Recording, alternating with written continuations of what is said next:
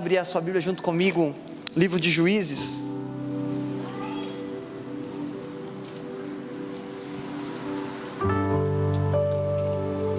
Capítulo 8, verso 22.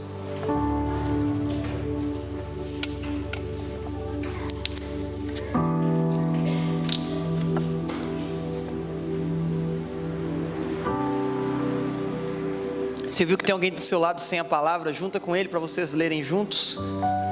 Tem um tablet gigante aqui também, se você quiser acompanhar.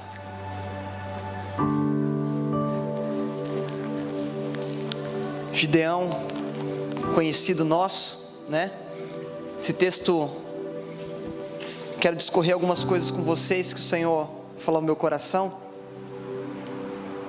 Verso 22 diz assim: então os homens de Israel disseram a Gideão: domina sobre nós, tanto tu, como teu filho, e o filho de teu filho, porquanto nos livraste da mão dos midianitas.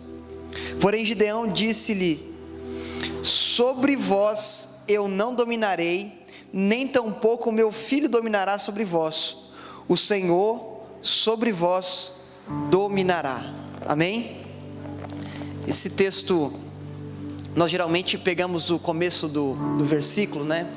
Eu vou falar da história de Gideão, mas eu fiquei bastante surpreso numa releitura desse texto de Gideão, nesses dois versículos que nós acabamos de ler, né? Eu vi aqui que depois de uma grande vitória do povo de Israel em relação aos midianitas, o povo chegou até Gideão e quis fazer algo que geralmente a gente faz. A gente gosta de exaltar os homens, a gente gosta de glorificar os homens. Eu acho que não é problema nenhum a gente elogiar uma pessoa que fez uma tarefa, agradecer alguém que fez uma tarefa, mas o que o povo de Israel estava fazendo era querer antecipar algo que não poderia ser feito. Queria fazer algo na vida de Gideão como se Gideão fosse o rei sobre eles, e o Senhor levantou Gideão única e exclusivamente como juiz, para um propósito de libertar o povo dos midianitas. E aqui nós aprendemos uma importante lição: existe só um rei, e é Jesus. Existe só um Senhor, e é Jesus. Ninguém é maior do que Ele, ninguém pode ser colocado em um trono, nenhum homem dessa terra pode se colocar no patamar dele e substituir, porque Ele é o Rei dos reis, o Senhor dos senhores. O interessante é que Gideão, ele recebe essa notícia, ao invés de falar assim: muito bom, me coloquem no trono, vamos agora me proclamar rei, é uma promoção que eu vou receber. A resposta de Gideão é a nossa resposta nessa última geração da igreja na terra: que não seja eu, nem meu filho, nem o meu neto, nem meu bisneto, nem meu tataraneto que governe sobre vocês, mas que seja o Senhor Deus que governe sobre vocês. Nós não estamos aqui nessa terra para levantar impérios, nós não estamos aqui nessa terra para reconhecimento. O Senhor, Ele não promove homens, o Senhor promove a verdade. Se os homens estiverem promovendo a verdade, consequentemente eles serão promovidos, mas Deus não está interessado em promover homens, Deus está interessado em promover a verdade dEle, e nós temos que nos colocar como porta-voz de Deus e não porta-voz de nós, porque nós muitas das vezes estamos querendo levantar o nosso nome, querendo ser reconhecido por homens, fazer obras para que os homens vejam que nós estamos fazendo alguma coisa, e o Senhor nunca pediu isso de nós. Existe o hino do Ademar de Campos que eu canto constantemente, que diz que Ele é exaltado, o Rei é exaltado nos céus, e o seu nome é Jesus, não sou eu. E Gideão, ele toma a atitude de falar assim: eu não quero essa glória, eu não quero essa honra, porque a maior honra eu já recebi quando eu estava em um lugar e o Senhor me chamou. Nós vamos ver que os midianitas estavam subjugando o povo de Israel. Muitos aqui já leram o livro de Juízes, e a palavra que você vai mais encontrar no livro de Juízes é: e fizeram o que era mal aos olhos de Deus. Você vai passar capítulo por capítulo e você vai ver: e o povo de Israel fez o que era mal aos olhos do Senhor, e o povo de Israel outra vez fez o que era mal aos olhos do Senhor, e consequentemente o livro de Juízes todo vai ser assim. O povo de Israel funcionava da seguinte forma: eu estou bem, eu não adoro a Deus. Eu estou mal, eu corro para os braços de Deus e falo: Senhor, me livra, Senhor, me cura, Senhor, me sara, Senhor, me promove. E às vezes nós estamos agindo dessa forma com Deus. Quando tudo vai bem, eu me esqueço de que foi Ele que propiciou aquele bem que está acontecendo na minha vida. Mas quando tudo vai mal, a primeira coisa que eu faço é me render aos pés do Senhor e falar: Senhor, cuida da minha vida, muda a minha história, muda meu quadro, porque nós nos desesperamos para conseguir aquilo que nós queremos, mas é só nós conseguimos aquilo que nós queremos e nós justamente já viramos as costas. Exatamente assim que o povo estava.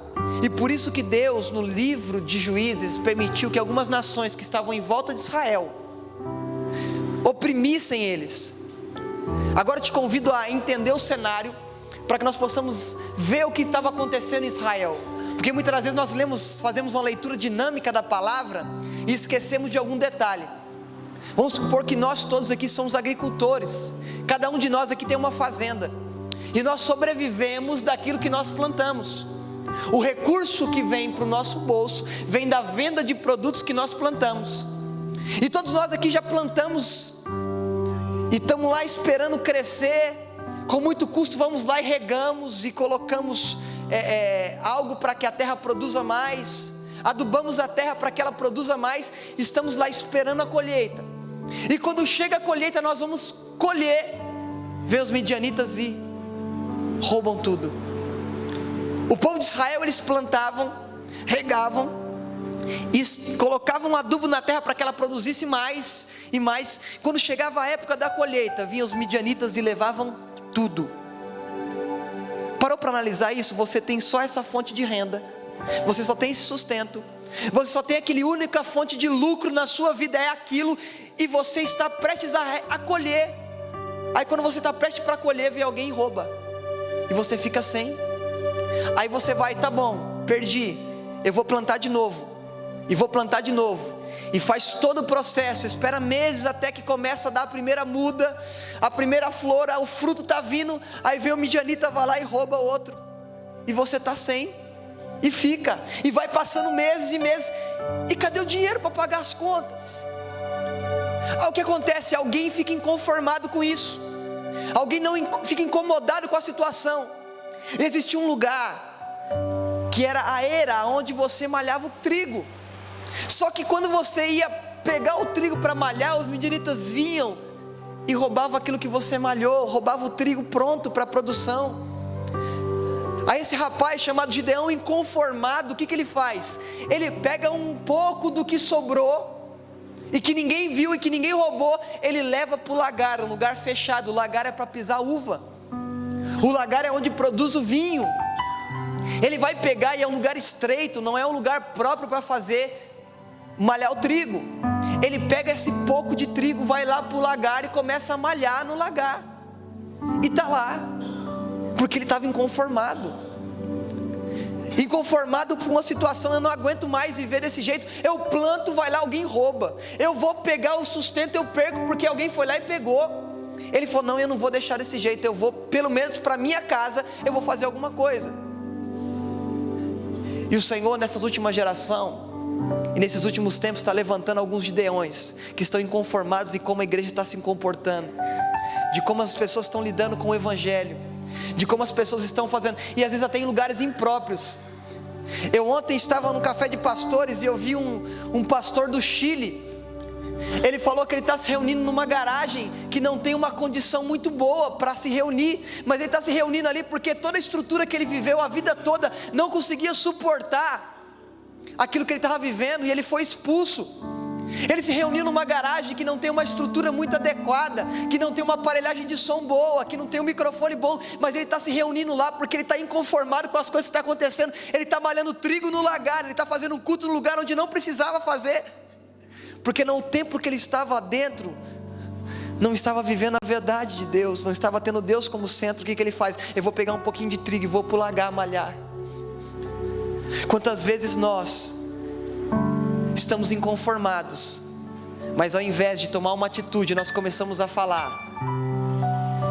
Nós colocamos hashtags no Facebook, nós colocamos mensagens no Facebook para desabafar, para falar da Globo, para falar do Temer, para falar de um monte de coisa que está acontecendo. E nós jogamos tudo no Facebook, nas redes sociais. Nós nos inconformamos para os outros, mas não tomamos nenhuma atitude. A primeira atitude tem que começar dentro de mim. Eu preciso me conformar, mas eu preciso fazer alguma coisa. Eu preciso levar o trigo para o lagar.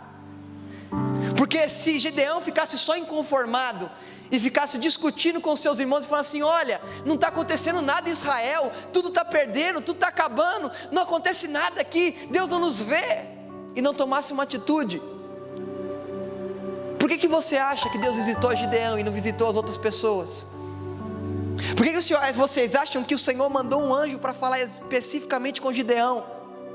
Porque o Senhor procura pessoas inconformadas, pessoas que não se contentam em estar inseridos em um contexto de mentira, e começam a se levantar como voz e falar assim: eu não conformo com isso. Porque Paulo, em Romanos 12, a partir do verso 2, ele vai dizer assim: não vos conformeis com este mundo, mas renovai o vosso entendimento.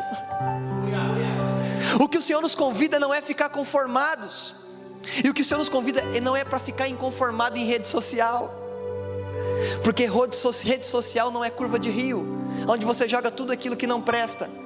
Alguém já viu uma curva de rio? Na curva do rio fica tudo quanto é lixo. Não adianta eu me colocar e me postar numa rede social e colocar várias coisas, sendo que a minha vida não está condizendo com aquilo. É fácil eu colocar uma hashtag, é fácil eu colocar uma mensagem no Facebook. Eu vi que muitas pessoas nesses últimos dias, de vários lugares, criticaram a Globo, criticaram algumas coisas que estavam nas redes sociais. Eu não tenho nada contra quem faz isso, só que a gente está vivendo de momento. Qual que é o tema do momento? Pedofilia. Aí depois muda homossexualismo, aí depois muda, a gente vai comentando o que estão comentando. A gente está inconformado porque estão dizendo para a gente ficar inconformado, mas não é porque a gente está inconformado de verdade, é porque está na mídia. Quantos viram o caso daquele rapaz que estava nas conduções fazendo aquilo com as mulheres lá, e todo mundo ficou inconformado, mas passou uma semana, passou. Nós não devemos ser manipulados a nos inconformar porque estão inconformados. Nós temos que ter algo dentro de nós que grita pela presença de Deus, e quando essa presença de Deus não está sendo querida, quando essa presença de Deus não está sendo ouvida, e não está sendo solicitada, nós começamos a chamar a presença de Deus para o ambiente. Nós temos que pegar o trigo e levar para um lugar. Ah, mas esse lugar não é adequado, ah, mas não tem uma estrutura boa. Não interessa, porque Deus não se move através de estruturas. Porque se Deus se movesse através de estruturas, nós teríamos no Planalto Central uma estrutura maravilhosa para Ele se mover. Nós teríamos aqui perto do estádio do meu tricolor, lá, né, onde o governador do estado tem a sua residência fixa, ele poderia se mover lá. Mas o Senhor escolheu o lugar mais bonito para se mover, que é dentro de mim e de você. E Ele se move através de pessoas que não se conformam com esse mundo. O mundo pode estar de mal a pior, e eu não me conformo somente em redes sociais, eu me conformo com as minhas atitudes.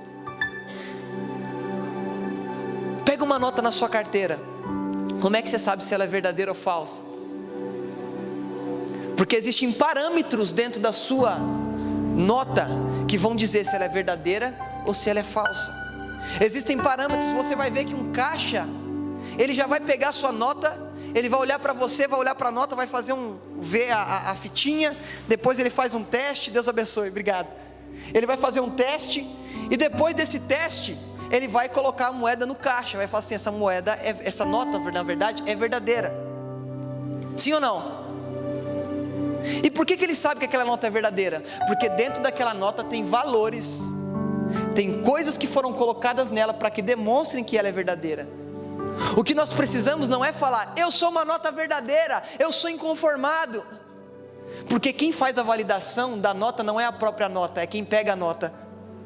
Quem faz a validação de Cristo através de mim e de você não é você mesmo, é quem está olhando você. Então o que nós temos que fazer é viver Cristo e transparecer Cristo. E quando as pessoas olharem para nós, vão falar assim: verdadeiramente segue a Cristo, verdadeiramente tem testemunho, verdadeiramente é inconformado mesmo, porque ele age como inconformado. Ele não só fala como inconformado. Falar, até papagaio fala. Eu estou falando, você fala, até uma criança fala. Mas o que nós estamos produzindo? E a nossa inconformidade vai gerar um milagre.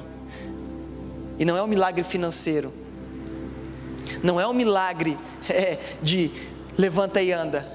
É um milagre de nós vermos a presença de Deus sendo manifesta do jeito certo. Porque nesses últimos dias é um milagre ver isso.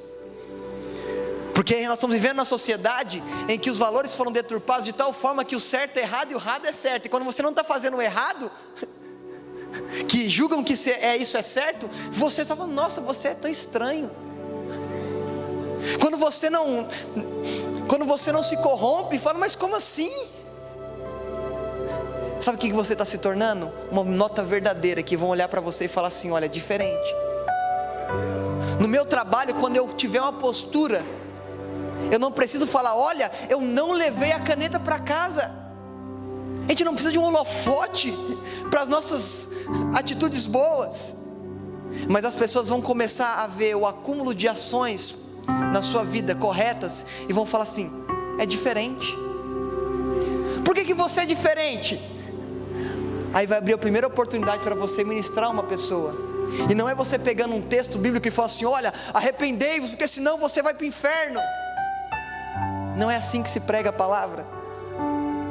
A palavra se prega com atitudes. E com o amor que você tem, você vai começar a contagiar pessoas, e pessoas vão querer Cristo por causa de você, porque você transparece Cristo. Gideão estava lá malhando trigo no lagar e aparece o anjo do Senhor e fala assim, o Senhor é contigo, varão valoroso. A resposta de Gideão é interessante, o Senhor é contigo. Era algo que estava falando da primeira pessoa. Aí ele traz para a terceira pessoa, fala assim, se o Senhor é conosco, por que está acontecendo isso? Por que nós estamos entregues nas mãos dos midianitas? Por que está acontecendo tudo isso em Israel? Primeiro, ele recebe um elogio pessoal e ele transfere para o coletivo. Parou para analisar? O Senhor é contigo, varão valoroso. Aí ele fala, se o Senhor é conosco, ele traz do pessoal para o coletivo. Porque quando a gente aprende um princípio, não é mais o meu pão, é o pão nosso. Não é mais o meu pai, é o pai nosso. E nós entendemos isso e nós não somos mais egoístas. E mesmo que eu recebi um elogio, o elogio não é para mim, é para nós. Se alguma coisa nós fizemos como igreja, não é elogio para o pastor da igreja, não, é para a igreja como corpo de Cristo fazendo algo relevante na terra. É para nós e não para mim. E quando nós aprendemos isso, nós nos tornamos como Gideão. Se o Senhor é conosco, por que está acontecendo isso? Gideão, assim como várias pessoas, tinha um relacionamento um pouco raso com Deus, e achava porque Deus não estava fazendo o que era para fazer, na ótica dele, Deus estava ausente. Aí Deus fala com ele assim, eu sou com você, e eu vou te usar para livrar o povo das mãos dos midianitas. Parou para pensar nisso? Deus chega num rapaz inconformado, que está sozinho, fazendo algo improvável em algum determinado lugar, e fala assim, eu sou com você, e vou usar você para libertar o povo das mãos dos midianitas. Os midianitas acabavam com tudo. Aí o que Gideão faz? Gideão começa a se menosprezar. Ele começa a dar desculpas e fala assim, eu sou menor da minha casa, o meu clã é o menor da minha tribo. Ontem eu estava ministrando em uma ceia e eu falei, o Senhor não está preocupado com a minha qualificação, o Senhor não está preocupado onde é o meu CEP, o Senhor não está preocupado quanto dinheiro eu tenho na conta, o Senhor não está preocupado em quantas pessoas eu influenciei com a minha oratória bonita. O Senhor está preocupado comigo, com você. O Senhor não está olhando, mas eu moro em Goianápolis, é um bairro de periferia, eu moro na cidade de Tiradentes. Isso nada importa, porque o Senhor sabe quem é você antes de você nascer. A palavra do Senhor vai dizer em Salmo 139, verso 16, que os teus olhos me viram ainda informe, e no teu livro foram escritos todos os meus dias, sem que sequer um existisse ainda. Ou seja, o Senhor já te conhecia antes. Jesus nasceu em Nazaré. Um dos homens que seguiram Jesus disse assim: porventura poderia vir alguma coisa boa de Nazaré? Como quem diz: esse lugar é muito ruim, esse lugar é horrível, é a periferia de Israel, não pode vir nada bom de lá. Aí Filipe responde: vem ver.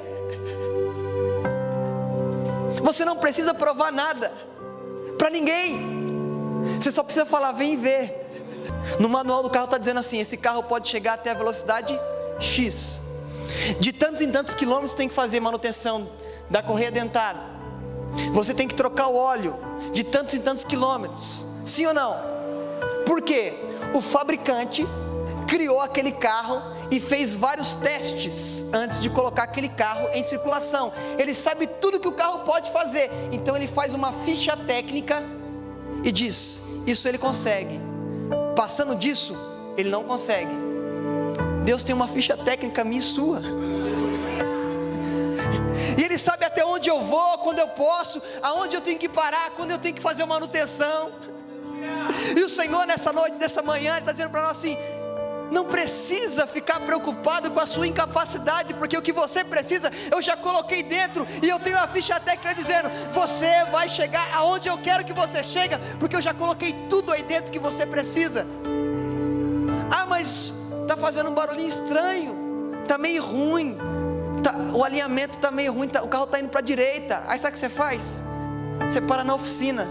Aí você para na oficina, você faz um realinhamento, aí você vai andar certinho. Sabe quem faz esse realinhamento? É uma pessoa chamada Espírito Santo, que pega você e molda tudo que você precisa ser moldado por dentro, porque Ele conhece a estrutura. Porque quando Ele disse: façamos o homem a nossa imagem e semelhança, estava presente o Pai, estava presente o Filho e estava presente o Espírito Santo. Então o fabricante já estava pronto com a ficha técnica. Falou assim: Espírito Santo, vai lá e coloca um pouquinho de óleo que está muito ruim, senão o motor dele vai parar. Os teus olhos me viram ainda em fome. Sabe o que é isso? A sua mãe nem tinha visto o ultrassom do sexo, Ele já te conhecia, e já tinha escrito no livro dele todos os seus dias, sem que nenhum existisse ainda. Ele já tinha planejado tudo para você. Por isso que Ele fala: tu porém vai até o fim. Não para no meio do obstáculo, não fica dando desculpa para mim, assim: eu não posso, eu sou isso, eu fiz aquilo, eu não sou digno. Não somos dignos, todos nós não somos dignos, mas teve um que era digno de abrir o livro e desatar os 7 selos. Ele morreu, ressuscitou no 3º dia e disse assim: eis que estarei convosco todos os dias até a consumação dos séculos, através do meu Espírito Santo, e eu vou para o Pai, e quando eu for vos preparar o lugar, virei outra vez e vos levarei aonde eu estiver, vocês vão estar também. Ele fala: então tá bom, eu vou preparar algo aqui para que você coma. Flávio Josefo vai dizer que esse anjo, ele tinha a mesma característica física de um jovem. Um historiador judeu, ele fala que o anjo que apareceu para Gideão tinha os mesmos aspectos que Gideão, não visualmente falando, mas de idade. Porque ele chegou e falou assim: olha, eu vou me apresentar para você, para te mostrar que eu não estou ligando para a idade cronológica sua.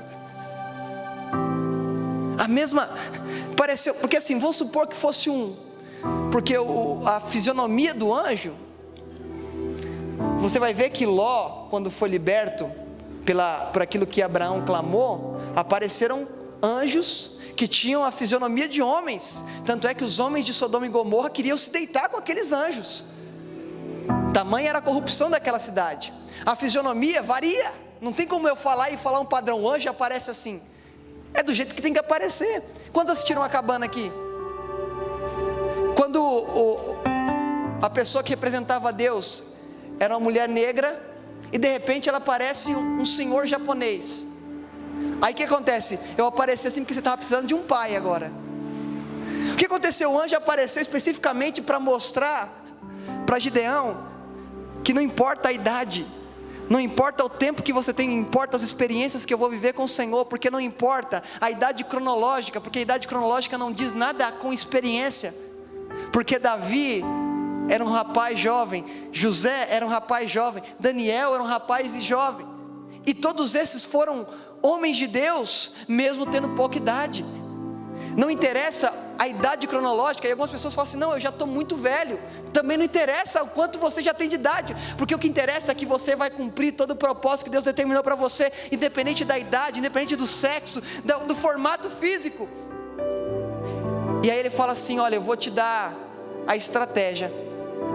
Aí Gideão fala assim, não, mas primeiro eu quero fazer uns testezinhos, porque se eu fosse discípulo, o que eu mais ia me parecer era com Tomé. Então eu quero colocar lã, e eu quero que quando amanhecer a lã esteja molhada e a terra seca. Aí Deus vai lá e confirma para ele. No dia seguinte ele fala, Senhor, não me leva a mal não, mas eu quero outra confirmação. Agora eu quero que a lã esteja seca e a terra esteja molhada. Aí Deus vai lá de novo e prova para ele. Novamente ele fala assim, última vez, último teste. Pediu 3 negas, né? Que a gente faz lá quando perde no par ou ímpar. Eu quero a terceira confirmação. Agora eu quero de novo que a lã esteja molhada e a terra seca. E aconteceu. Aí ele fica todo confiante, junta todo o povo. Junta mais de 32 mil homens. E junta todo mundo. E Gideão fica, nossa, mas eu fiz toquei só uma trombetinha aqui, veio essa galera toda. Vitória vai ser fácil. Aí Deus vira para Gideão e fala assim, tem muita gente aí. Manda embora os medrosos, manda embora. Aí ele fala assim, vai embora os medrosos aí. 22 vão embora. Parou para pensar nisso? Você fala, vai embora os medrosos. Vaza todo mundo praticamente. Aí Deus fala, não, ainda tenho muito. Eu falo assim, eu sou Gideão. Eu falo assim, pelo amor de Deus, para Deus, né, pelo amor de Deus, o que está acontecendo? Eu convoquei um time enorme aqui, agora o Senhor já mandou todo mundo embora, com uma frase que o Senhor falou. Aí falou, não, tem um outro detalhe, manda eles descerem para beber água.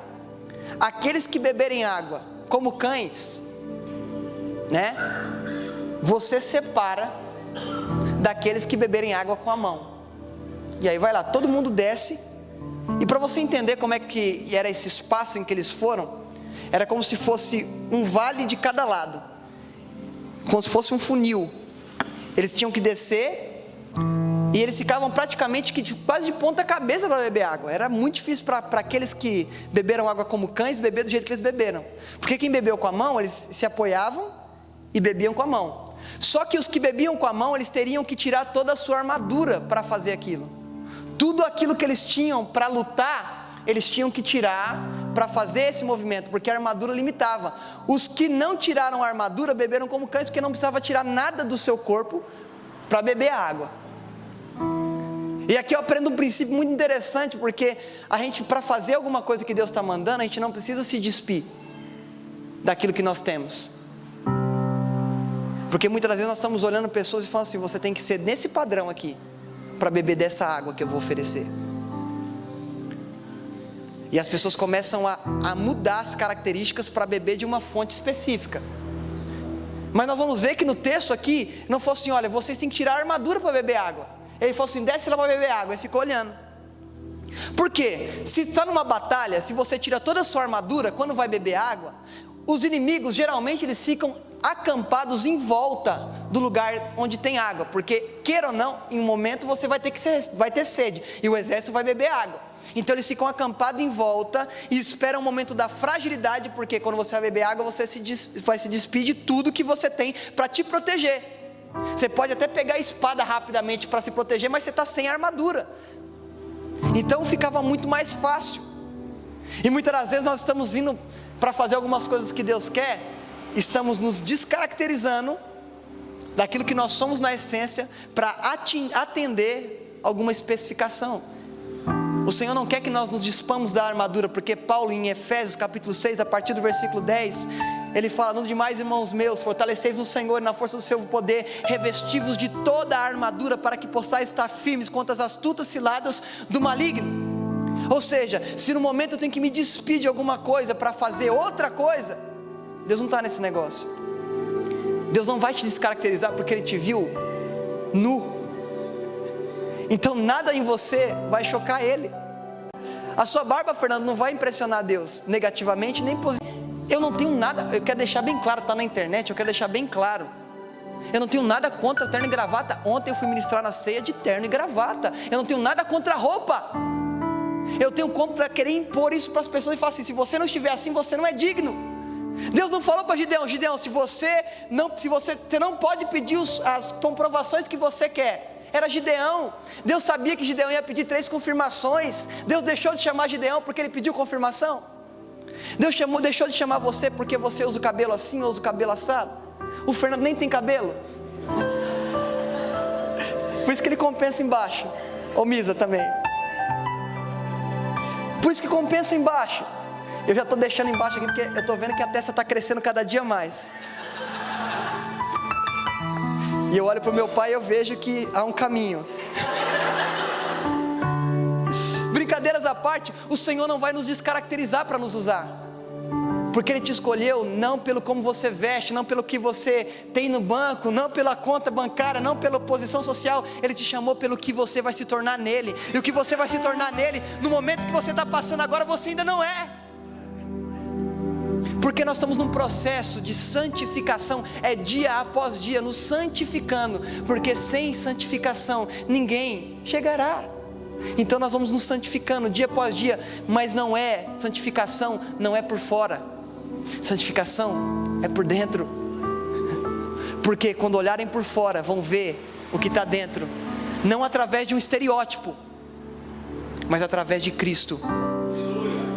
E quando aqueles 300 homens saem, o Senhor fala assim: eu vou dar o livramento por esses 300. Agora você vai fazer uma conta básica: 180 mil midianitas para 300 homens. Como é que ganha disso?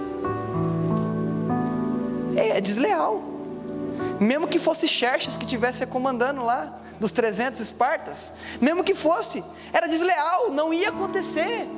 Não tinha probabilidade física, humana, de acontecer aquilo que Deus ia fazer. Gideão fala assim: agora ficou ruim, eu quero ver uma outra confirmação, Senhor. Aí fala assim: você está temendo? Você está com dúvida? Então tá, eu vou te dar uma outra amostra de que eu estou contigo. Ele vai até o arraial com o seu pajem, com o seu servo de armas, o homem que segurava o escudo para ele, o seu flecheiro, o seu arqueiro. E ele vai lá e junto com ele chega no arraial dos midianitas. Quando chega lá no acampamento, os homens estão falando: eu tive um sonho, que um bolo de cevada vinha e rolava sobre o nosso arraial. E isso nada mais é do que Gideão, o filho de Joás. Aí Gideão já sai confiante, fala assim: ó, Deus vai nos dar vitória. Deus não importa com a nossa incredulidade. Ele sabe que nós somos incrédulos muitas vezes. Ele sabe que você vai duvidar das promessas dele. Quantas vezes já pensou? Gente, é normal isso, viu? Quantas vezes aqui já você pensou: mas será que Deus existe mesmo? Será que eu não estou vivendo um engano? A gente pensa, é natural, porque a gente tem uma inclinação à incredulidade.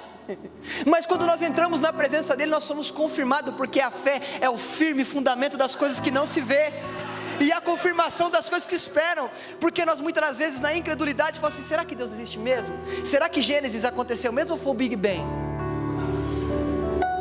É normal. Mas quando nós entramos na presença dele, toda a incredulidade cai por terra. Todos os paradigmas caem por terra, porque nós cremos naquilo que nós não vemos, porque nós sentimos mesmo sem tocar. Você sente Jesus, não sente? Sinto. Mas como é que você prova? Não tem como, eu creio. Você tocou em Jesus? Não, mas Ele toca em mim todo dia. Eu não preciso tocar Ele para saber que é Ele, porque os discípulos do caminho de Emaús andaram com Ele, não sabiam que era Ele. Quando Ele partiu o pão, eles falaram assim: é Ele. Aí Jesus desapareceu. Sim ou não? Por que Jesus desapareceu? Porque eles já criam que Jesus tinha ressuscitado. Ele não precisava mais ficar ali, ficar tocando: ó, vou tocar para ver se é Jesus mesmo. Não, já creram. E quando eles creram, eles foram para Jerusalém de volta para testificar que Ele estava ressuscitado. Quando eu creio, eu não preciso mais ficar tocando, falar assim: ah, é Jesus mesmo, olha, Ele é vermelho. Não, Ele morreu, ressuscitou ao terceiro dia. ele ressuscitou, ele disse assim: eu vou para o Pai, mas eu vou preparar um lugar, e quando eu for, eu vou voltar e vou buscar vocês. Eu não sei que dia é, eu não sei que horas será, mas eu sei de uma coisa: ele voltará, e quando ele voltar, ele vai me levar, e aonde ele estiver eu vou estar. Eu nunca mais vou perder tempo fora da presença dele, porque nós perdemos tempo fora da presença dele. Nós trabalhamos. Quem consegue aqui adorar no trabalho, o tempo todo do trabalho? Pode ser que você consiga um momentozinho lá, que você consiga, adorar o Senhor, louvar, orar, mas a gente perde tempo no trabalho. Faculdade, faculdade, os neurônios queimando, não consegue. Mas vai chegar um dia que não vai ter mais faculdade, não vai ter mais trabalho, não vai ter mais afazeres, vai ser só a presença dele para todo sempre, e nós não teremos mais horário de verão. E horário não, verão, para mim horário de verão era o ano todo, que eu gosto de que o dia fica mais claro, demora mais. Naquele dia, a palavra vai dizer que não vai ter mais noite, só vai ser dia, porque ele brilha mais do que a luz do sol.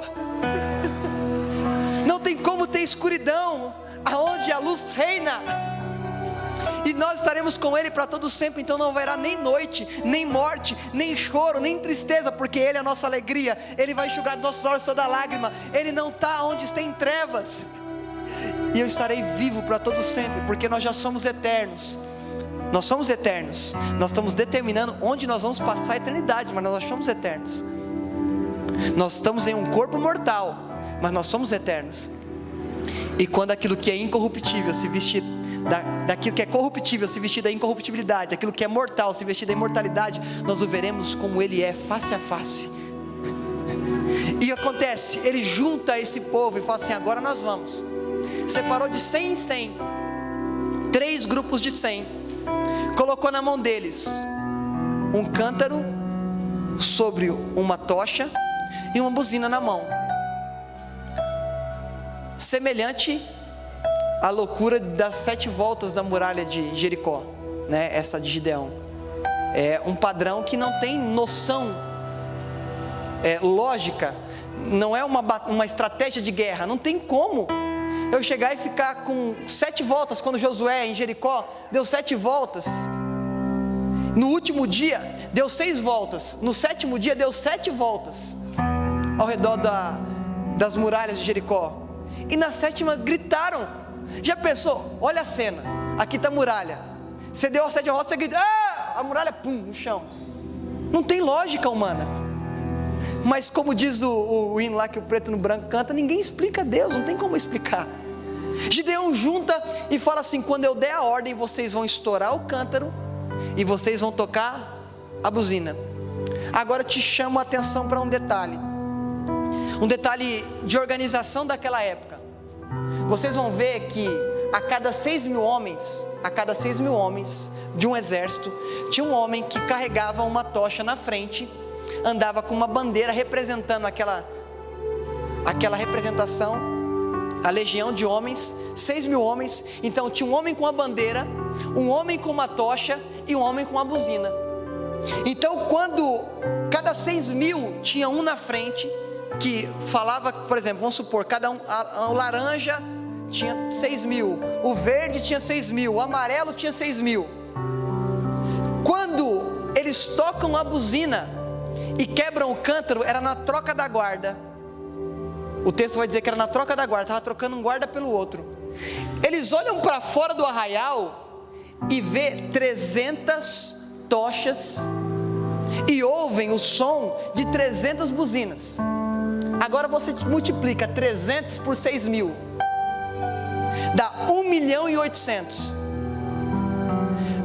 Foi de noite, perto da 4ª vigília. Eles estão de noite trocando a guarda, ouvem um quebrar de vaso lá fora, uma porção que não imaginaria que tinha, porque estavam 300 cada um enfileirado, dava a entender que tinha 6 mil atrás desses 300. 1.800.000 para 180.000. Sabe quem estava por trás dessas 300 tochas? Não eram 6 mil homens atrás de cada um desses representantes,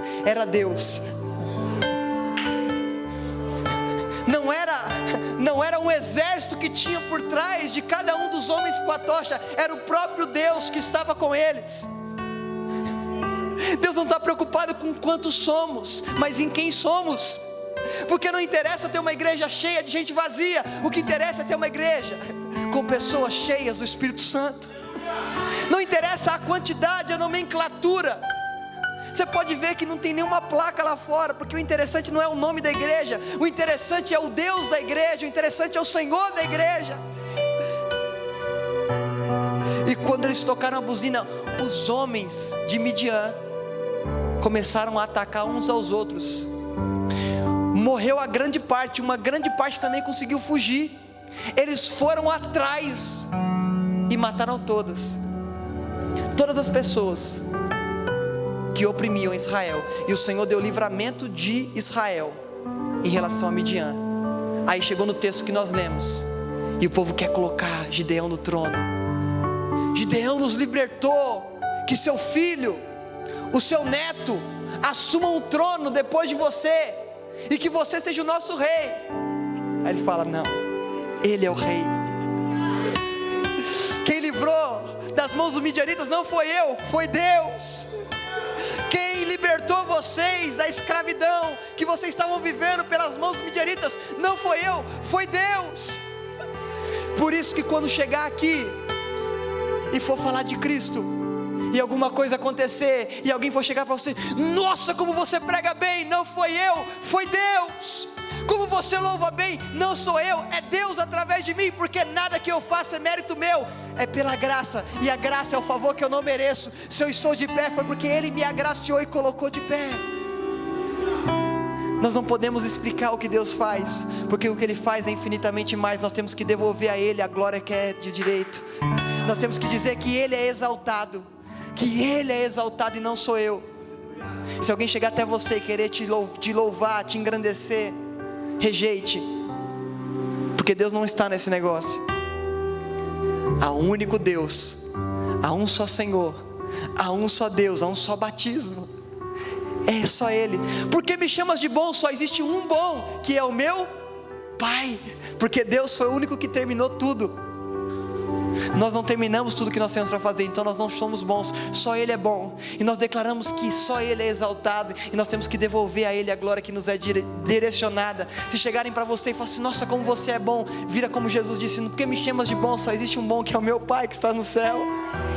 Se chegarem para você e falarem assim: nossa, como você fala bem, é porque Ele, é porque Ele, é porque Ele, é por causa dEle. Ah, mas você fala tão... Não sou eu, é a graça dEle. E quando você vê alguém desenvolvendo, é porque a graça dEle alcançou essa pessoa e elevou essa pessoa até o lugar que Ele queria que levasse. Não é porque essa pessoa é boa. Paulo era bom, Pedro era bom, Daniel era bom. Deus é bom o tempo todo. Deus é bom. E porque Deus é bom, Ele faz com pessoas que não são boas sejam alcançadas pela sua bondade e se tornem pessoas melhores para um propósito. E é isso que o Senhor está fazendo conosco. Deus está nos reunindo para que nós sejamos alcançados pela sua graça, e depois que alcançamos a sua graça, vivemos pelo seu reino, e que seja feita a tua vontade, assim na terra como no céu. Sempre é por causa dEle, é por meio dEle e para Ele que são todas as coisas. Exaltado, o Rei exaltado nos céus, eu louvarei, Ele exaltado.